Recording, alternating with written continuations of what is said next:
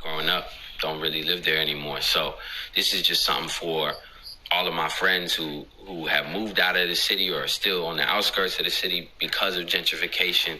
And when they hear the song, they just get to turn up and really just reminisce on like 2012 when we was all mobbing, listening to Wonton Soup. That's hard, man. Shout out Lil B. Yeah. How'd you and Thug link up on Compensating? That was all quarterbacked by T-Minus, man. T-Minus is like my guy. So when we was in Toronto, I had finished the hook for Compensating and the bridge or whatever. I guess Compensating has like multiple hooks in it, so I don't know what to call the sections. But once I finished those parts, I had 2 verses on the song, 2 rap verses. But when I heard it, I was just like, I just really don't want to be the only rapper on this. Like, this song needs a feature. And that was obvious since the day we made the song. But Minus was the one who was like, yo, like, Thug just did a verse to this same beat a couple months ago, and I don't think he's going to use it. And he played me his rough version of his verse, and I was like, this shit is crazy. And it wasn't crazy just because the verse was so good, but it was crazy because it went perfect with the subject matter and Compensating. And once we pieced it together, you know, we sent it to Thug's camp and they loved it. And now it's out and we just finished shooting the video. So I guess it's going to be out by the time this video comes out. But yeah, it's dropping this week. Because I just want people to know, you didn't throw Thug on just to throw it on. If the verse didn't fit, would you have put it on the song just to have a Thug feature? Like, you know, that's a Thug feature. Yeah, one of my favorite rappers, period. But I also, Limbo for me meant a lot, you know? So as a mixtape, I would throw, you know, any verse that I liked. It didn't have to be so good.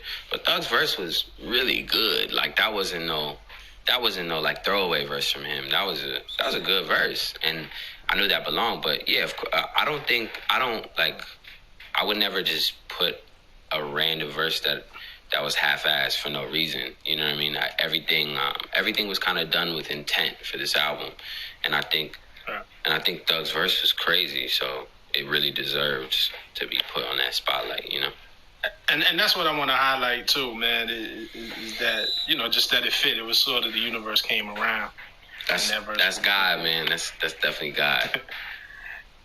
You talk about creating with intent. I saw an interview with you. Shout out to Preem. I think they did an interview with you, where and I love this line when you just talked about the importance of a first line.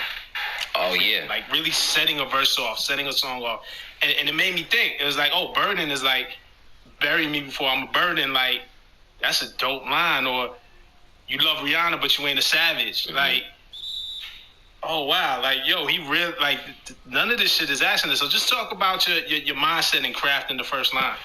I mean, I might hear a beat and I might do the flows for it for hours. You know what I mean? Like do random flows and it might be just complete mumbles, and I won't figure out the first line for a couple hours, or I might not figure out the first line for a couple months. You know what I mean? Like I think the first line is so important in a song because it basically is like, am I going to want to listen to the rest of this song? You know what I mean? After this first line. And for me, once you hear that first lyric, if you're not pulled in right away, then I don't know if I'm, you know what I mean? Like I've listened to songs where I hated the first verse, but the hook and the rest of the song was crazy.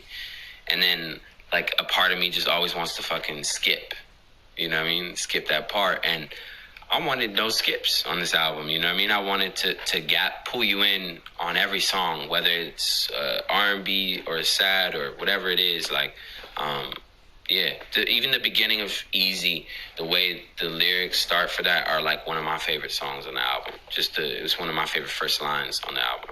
There's sort of a 3-song run in here, because it all flows together, you know what I mean? But when you go from Mama to Becky and then even to Fetus, you know what I mean? I want to start with Mama. As personal as Mama is, when creating it, did it ever cross your mind? Because I think there's some really great, and I think this song is really dope. There's some really great mother dedications in hip-hop when you talk about, Dear Mama by Tupac, who, you said your mom listened to pop when you was growing up. You even referenced it in the song, or Hey Mama by Kanye, or Ghostface, All That I Got Is You. Like, there's some really great mother dedications. So when you're creating Mama, in addition to making something worthy for your mother, who you love dearly, I'm sure, are you thinking about these other songs that exist too, and where you have to take it, or where the bar is? Yeah, for me, I guess with Mama, I had tried the Mama song on Good For You. I had tried the Mama song on 1.5, and they weren't right. You know what I mean? They either were not good enough, the verses was not sentiment enough, the beat wasn't right. So for me, this was the first time I felt like I made the right one. You know what I mean? I was like, this is it. Because I do think about all the other Mama songs, of course, but I'm also like, this just sounds so unique to me. Like, I do want to hear a crowd at a show. Like, as soon as I did Mama, that was a complete freestyle, and I did it on Father's Day, unfortunately. Because my high ass was high as a dog in the studio, and Pasquale came in and played me the Mama beat and played me this very emotional beat, and I was like, what are you doing to me? Like, I don't want to even be on this vibe right now. And he played it, and I started crooning the Mama hook, and then as soon as I did it, everyone came in the room and was like, this is just so, I can't even get this out of my head. Like, Charlie Wilson came in the studio and was going on and on and on about Mama, going on and on about it, not just because he was on it, but because he really loved it too. And that made me feel so good, just because it didn't just feel like something just for my mom now. It felt like something that could be for the world, something people could really enjoy and play for their mothers on Mother's Day. I always want that. I want to be on Mother's Day playlists. So, yeah, I think for me, I'm super, super proud of the record that we put together for Mama, just because Charlie and Odie, an artist named Odie who's on Mama, he does the bridge section on it as well. I just feel like it came together in such a beautiful way that really has the right sections. It's a really beautiful song. Now you're gonna have to do one for your dad that you said it was on Father's Day, man. He probably gonna be looking at you funny, like, yo, where's mine? Yeah, but my dad been known, I love my mom so much. She's like my best friend, man. So he knows, he ain't gonna be salty. What was the Genius line on there? I caught the Genius line in passing. There's a Genius shout out on Mama. Oh my God, yo, I forgot about that. Y'all, Genius has a shout out on Limbo. That's crazy. I did that. What do I say? Can you I say Etsa? Yeah. I say my mom's name. I thought it was shout to Etsa for the Genius notations. I shout out Miss Bakala for the Genius notations. So that's my mother's last name, and I just did that to fans to know who I'm talking about. I thought that was just I was very, very happy when I wrote that bar, because I was like, that's just funny, because I know people are gonna day one fans are gonna wonder who the hell is Miss Bakala, you know what I mean? And that's my mom, So I just had that bar in there, and I was really happy with that. That's hard, man. That's super hard. We appreciate it too, man. It at least to be part of something that I remember when I was a kid, and all my favorite rappers used to rap about the Source magazine, because that was the thing that you did. So I was like, oh shit, we kind of like the new Source magazine.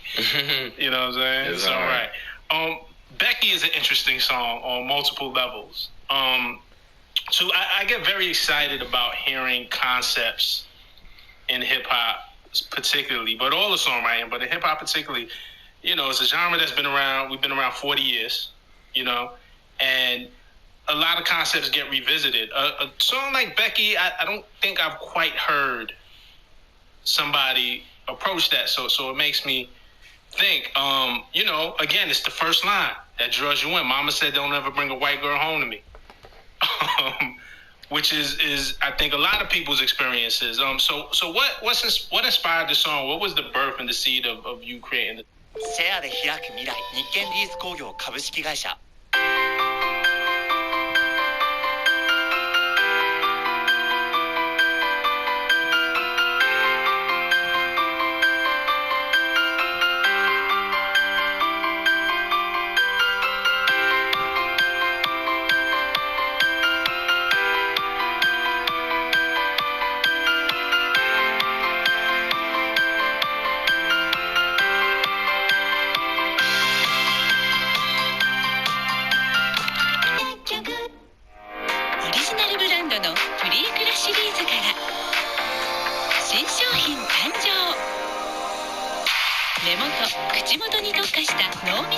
ームプリエクラリンクルクリーム E ナノファイバージェルが織りなす美肌膜で肌を守るプリエクラ UV クリア J エッセンス美容保湿成分が角層深くまで届いて理想の肌へ。I guess for me, growing up in the Northwest, I saw a lot of racism. You know what I mean? Especially as a black kid growing up. Whether it was my white friends who I used to hang around in middle school, I got called the N-word multiple times. You know, I got called a nigga like crazy in Oregon, and that wasn't even on some like racist shit. It was more on some funny shit. People thought that was like funny to say, you know, around you, like a white guy walking up to you and saying that or some shit. And in middle school, that shook me up because I thought that was weird, but I also didn't know that it was crazy. You know what I mean? Like the kid me in middle school didn't understand how racist Oregon was growing up. And yeah, I guess for me with Becky was more so, it's not about dating a white girl. You know what I mean? The song is not even about that. It's so much bigger than that. For me, it's about the racial tension growing up in Oregon and having to deal with that. First verse is basically about the black side, you know, for me growing up in Portland. And then the second verse is about me being around white people in Oregon, really. Just people clenching their purses, people making me feel uncomfortable, people feeling like I don't belong. And Becky for me was just a really beautiful way in kind of putting that for people to understand. Fetus with Injury Reserve. What was the impetus for that song? Fetus, man, like, it's just something I'm really, really proud of. Not only because Parker from Injury Reserve killed that beat. It's like one of my favorite beats on the album. But just because, like, having IR on that song and just a part of that creative process, I know that the message of the song is really important. It's about basically, like, my future child and wanting to bring them into a world that I feel like is healthy and right, and when I'm ready. But I know the world is just always going to be fucked up. That's basically what Fetus is about. Just knowing that I want to bring a baby into this world, but look at where we are right now. Like, the world is horrible, you know? And a song that's so important with IR means a lot to me personally, not because I'm just fans of them, but because them as a group are like one of my good friends, man, like best friends in hip hop. Like, those guys are really stand up guys. Like, I'll hang out with them and not make music. You know what I'm saying? Or not even talk music. When I hang out with them, it's like I'm hanging out with friends from Portland, Oregon, like just homies. And you know, RP to Groggs, like he passed away recently, and that was just hard, man. Like, he's just such a beautiful person, such a good soul, and like, having him gone and not being able to, you know, hear the album out, it sucks. You know what I mean? Like that. It's just been a terrible year, bro. Like a terrible year. You know what I mean? So for me, being able to put Fetus on the album really meant a lot, because, you know, people deserve to hear, you know, Grog spit that verse. Nah, it's dope, and again, the perspective on it, you know, it's kind of dope for me to still listen to an album and gain perspective when you felt like you kind of heard it all. Yeah. You know what I'm saying? And there's a lot of that on this, man. So I appreciate you, again, for your creativity. I appreciate you for not settling. I appreciate you for pushing the envelope, because I think that's going to make hip-hop last another 40 years. Yeah, I mean, it's definitely, you know, just trying to keep your head down and work. That's really the best way of putting it, you know, just because the internet always influences you. Like, there's so many times where I just want to be ignorant and just make ratchet shit, because I know the people gonna love that, and I know it'll get the most plays. But for me, you know, like the music on this album is so healing for me as a person, and mentally, it just makes me really proud, you know. So, right, yeah. And you got, like, you know, 1.5. I felt like we got like a few of those moments. Yeah. 1.5 was strictly to give me more time to work on this album, because it meant so much to me. I literally called it 1.5 because it wasn't the second album. I I was like in Hawaii and I smoked for the first time. I hadn't smoked till I was 24 years old, man. Like Wow. I hit that blunt and everything changed.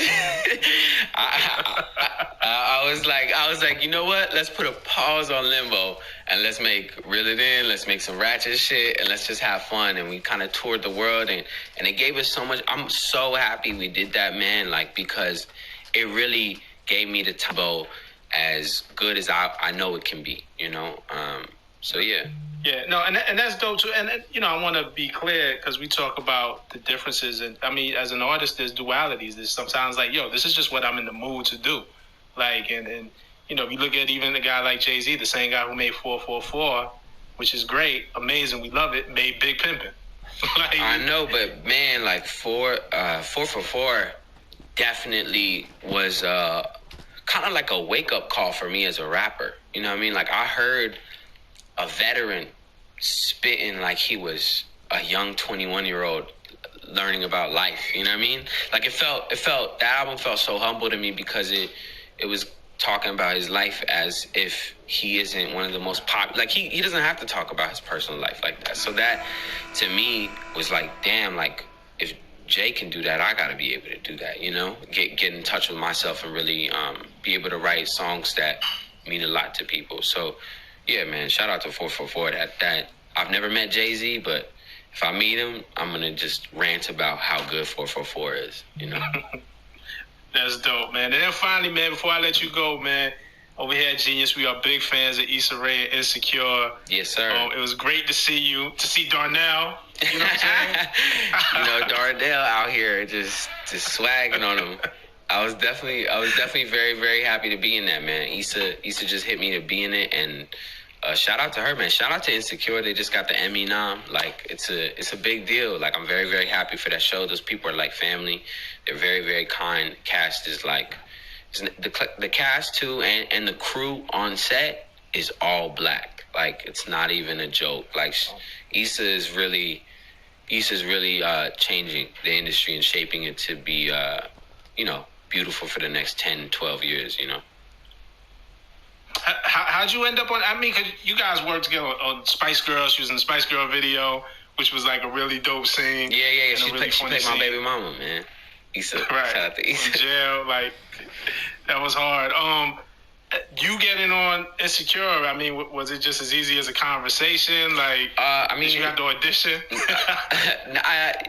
Issa, I didn't have to even audition, man. Shout out to Issa. Like she gave me the chance that I was really excited to take. She just texted me and was just like, you know, we're writing, would you like to be in Insecure? And I was like, definitely, like this, I would love to be in it. And I was really happy that that the writing team in general, I got to play a real character, and it was my actual like acting debut.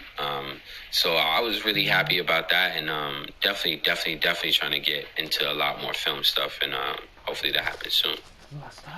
Nah, that was dope, man. That was such a key episode in the season because of everything that happened between her and Molly. Yeah. And then just your kind of storyline in that episode with the character Kelly was just really funny. You know what I'm saying? It made like the whole thing like really enjoyable, man. So I would love to see you do more of that stuff, man. It was great. Thank you, man. Appreciate it. Cool. Well, yo, man, I'm glad that you took the time to sit with us, man. Limbo is a really dope album.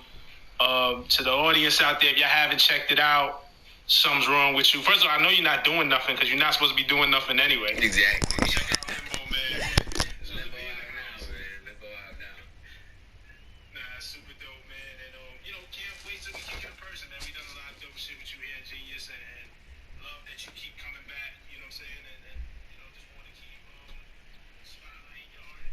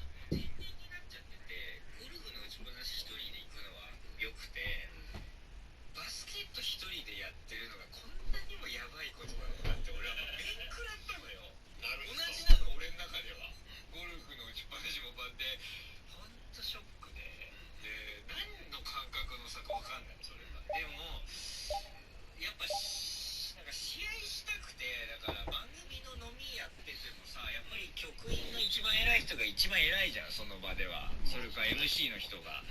でも